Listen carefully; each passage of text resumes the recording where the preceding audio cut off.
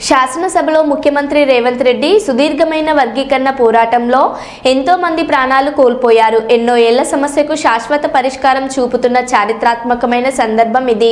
దళితులకు అండగా ఉంటూ వారి అభ్యున్నతికి మా ప్రభుత్వం కృషి చేస్తోంది.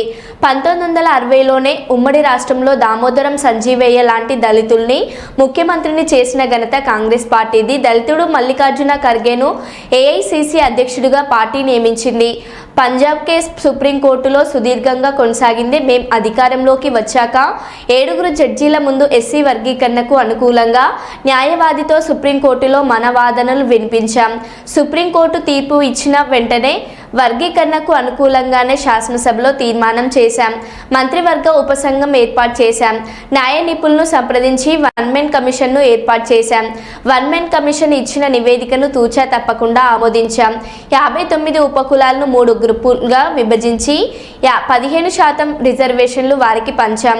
ఎస్సీ వర్గీకరణ పోరాటంలో ప్రాణాలు కోల్పోయిన వారి కుటుంబాలను ప్రభుత్వం ఖచ్చితంగా ఆదుకుంటుంది. వారి కుటుంబాలకు ఇందిరమ్మ ఇండ్లు, రాజీవ్ యువ వికాసం పథకాల్లో ప్రాధాన్యం కల్పిస్తాం.